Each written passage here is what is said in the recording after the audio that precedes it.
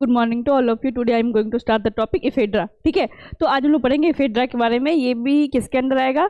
Drug acting on nervous system. ठीक है, तो देखेंगे इसमें भी हम लोग जैसे लास्ट क्लास में हमने पढ़ा है हमेशा से। सबसे पहले इसके सिनोनिम्स के बारे में पढ़ेंगे, किस डिफरेंट नेम से किस जगह पे जाना जाता है, एंड इसके बायोलॉजिकल सोर्स के बारे में पढ़ेंगे, जोग्राफिकल सोर्स के बारे में पढ़ेंगे, and chemical constant, macro and microscopical character, chemical test and usages. ठीक है, हम देखते हैं इफेड्रा को हम लोग जो जानते हैं दूसरे किस नाम से जानते हैं? माहोंग नाम से जानते हैं। ठीक है, किस नाम से जानते हैं? माहोंग नाम से जानते हैं इफेड्रा को। एंड बायोलॉजिकल सोर्स की बात करेंगे तो इफेड्रा जो है कंसिस्ट करता है ड्राइड एरियल पार्ट। ठीक है, dried aerial part of Ephedra, gerardiana Wall, Ephedra, sinica Stapf, Ephedra, nebrodensis Tineo and other Ephedra species.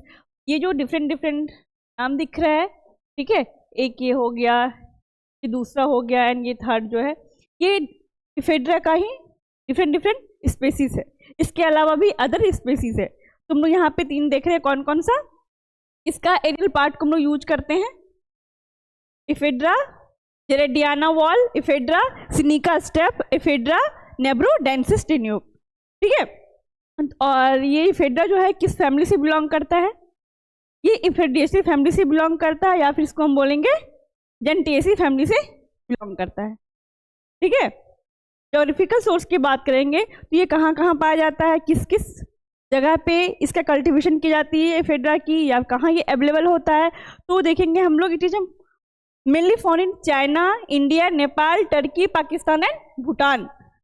इन सब जगह इफेड्रा पाया जाता है। ठीक है, ये इफेड्रा की फिगर है। एंड अब हम लोग बात करेंगे कल्टीवेशन, कलेक्शन एंड प्रिपरेशन की। कैसे इसको हम लोग कल्टीवेट करते हैं, कैसे कलेक्ट करते हैं, कैसे इसका प्रिपरेशन करते हैं। तो सबसे पहले देखेंगे इसका कल्टीवेशन। इफेड्रा का जो कल्टीवेशन है ये हिली रीजन में होता है। कहाँ किया जाता है? पहाड़ी एरिया में। ठीक है, ephedra is cultivated in hilly reason at an altitude, कितना होना चाहिए इसका एल्टीट्यूड? ऊंचाई 25 से 3000 metre, under cool and dry climatic condition. कैसा क्लाइमेट चाहिए इफेड्रा को ग्रो करने के लिए? Cool and dry climatic condition चाहिए। एंड प्रोपगेशन की बात करेंगे। प्रोपगेशन हम लोग किसको बोलते हैं? जब हम लोग किसी पौधे को उगाने के लिए उसके तने का यूज करते हैं। ठीक है, अदर देन सीड। मैक्सिमम हम लोग कैसे ग्रो करते हैं प्लांट को? सीड्स के थ्रू, बीज लगाते हैं।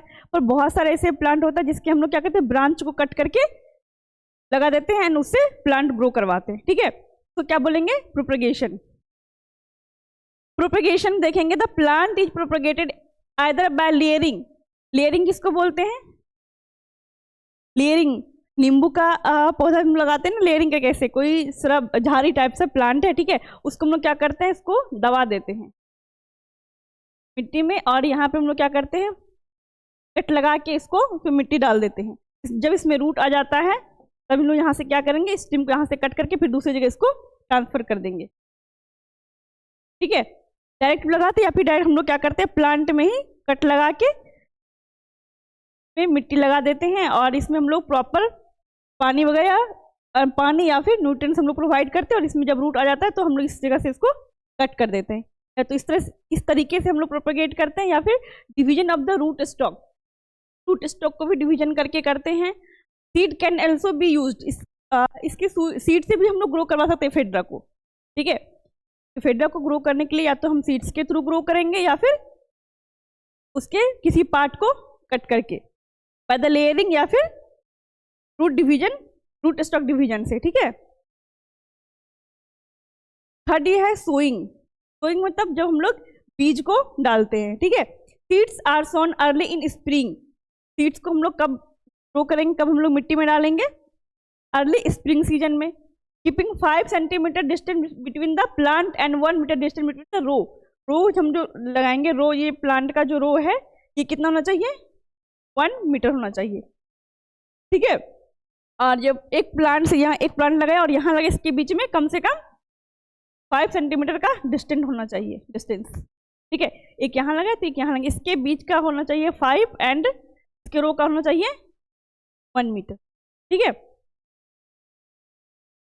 एंड कलेक्शंस की बात करेंगे, हम लोग देखेंगे कलेक्शन में कैसे हम लोग हार्वेस्ट करते हैं प्लांट को, कब प्लांट से हम लोग ड्रग को निकाल सकते हैं। तो पहला जो हम लोग हार्वेस्ट करेंगे प्लांट का आफ्टर 4 ईयर ऑफ ग्रोथ, 4 साल तक जब प्लांट हमारा मैच्योर हो जाएगा, 4 साल तक लगाकर छोड़ देंगे, उसके बाद हम उसे क्या करेंगे, हार्वेस्ट करेंगे, ठीक है।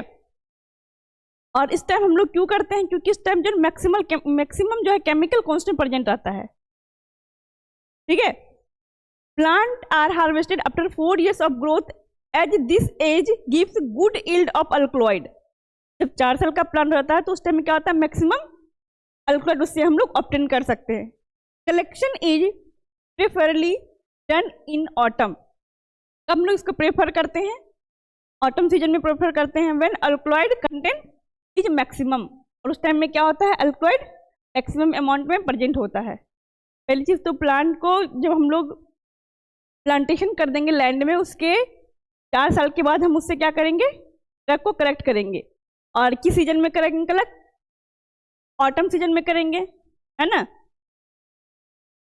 Collection is preferably done in autumn when alkaloid content is maximum. उस टाइम में क्या होगा, प्लांट में मैक्सिमम अमाउंट में अल्कलॉइड प्रेजेंट होगा। अब इसका देखेंगे प्रिपरेशन। कलेक्ट करने के बाद क्या करेंगे, इसको प्रिपेयर करेंगे। कलेक्टेड ट्विक्स आर, अब ट्विक्स क्या होता है, जो न्यूली ब्रांच आता है ना प्लांट में, सूट वाला पार्ट, एक रूट होता है एक सूट होता है। सूट क्या हो गया, टॉप वाला जो पार्ट होगा प्लांट का, उसको हम लोग क्या बोलते हैं, सूट बोलते हैं। जो न्यूली ट्विक्स आता है ना, जो न्यूली ब्रांच आता है प्लांट में, उसको हम लोग क्या बोलते हैं, सूट बोलते हैं। सूट्स को क्या बोलते हैं, ट्विक्स, ठीक है। Collected twigs are dried either in the sun, या फिर आर्टिफिशियली ड्राई मेथड से हम लोग ड्राई करेंगे, उसको सुखा लेंगे। कलेक्ट करने के बाद the dried material is then used for alkaloid extraction. अब उसके बाद क्या करेंगे, उससे एक्सट्रैक्ट करेंगे किसको, अल्कलॉइड्स को, ठीक है।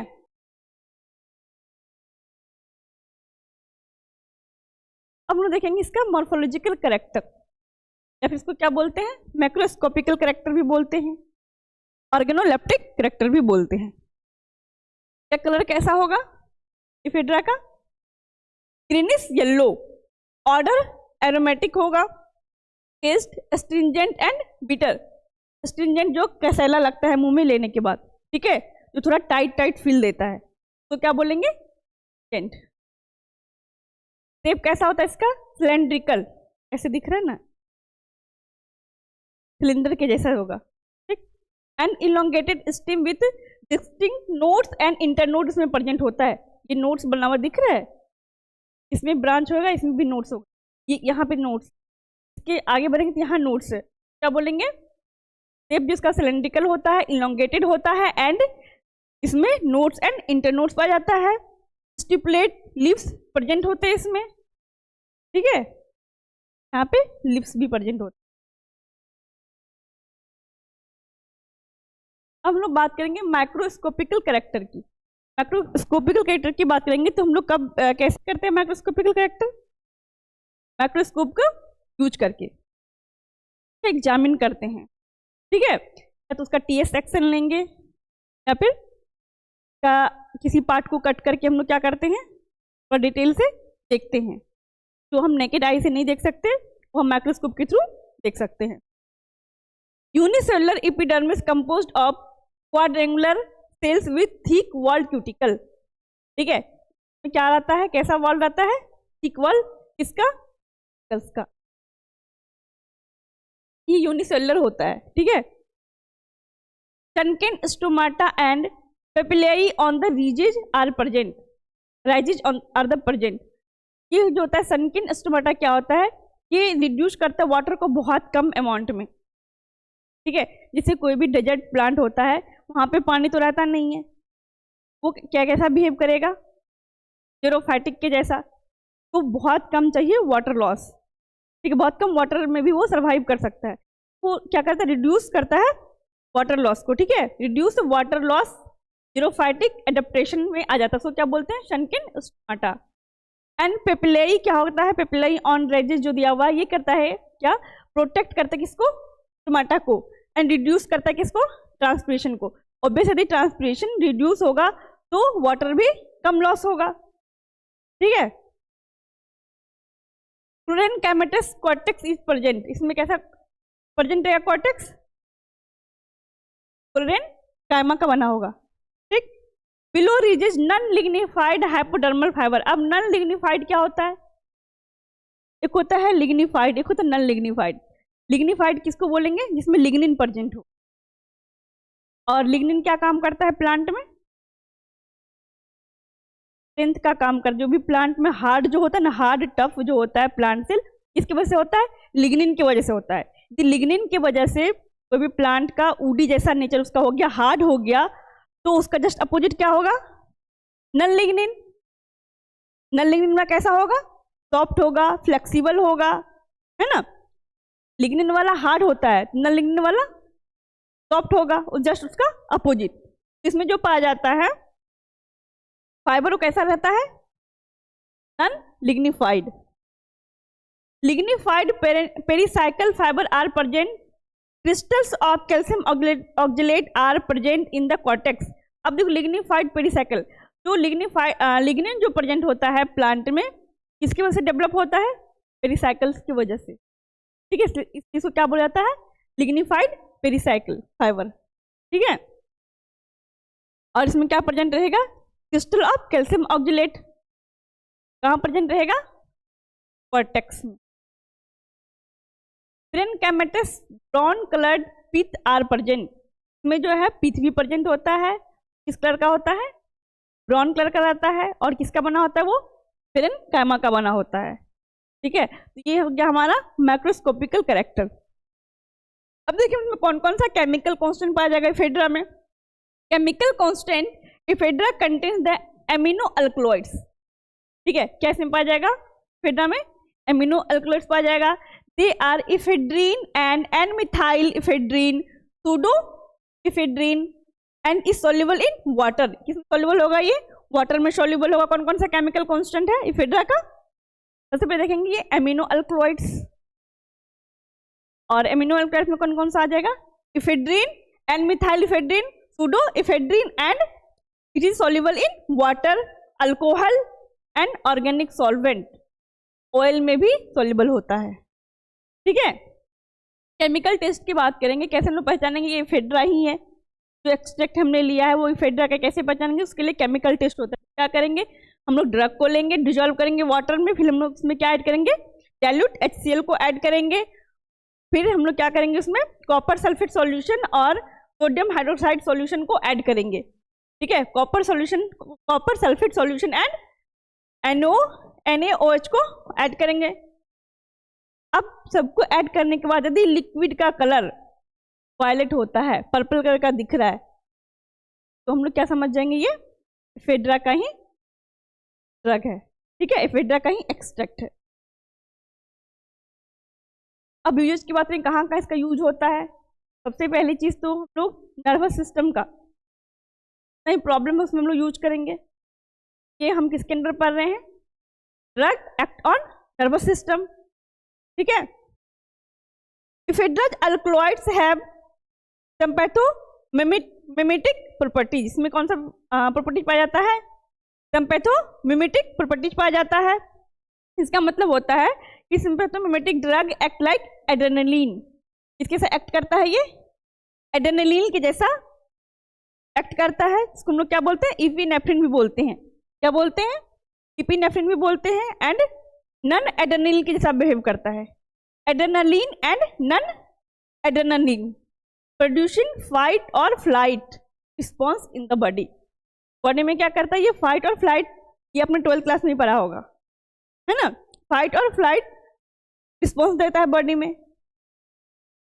कौन कौन से इफेक्ट होता है इसके बदले, फाइट और फ्लाइट का आएगा तो सबसे पहले increase heart rate, heart rate क्या होगा, इंक्रीज होगा।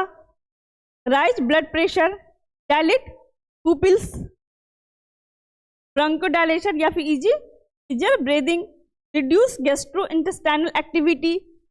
It is also use in treat allergic disease, allergic disease में भी इसको यूज करते हैं, including hay fever as well as asthma as a bronchodilator, ठीक है। तो इन सब चीजों में क्या जाता है, इसको यूज किया जाता है।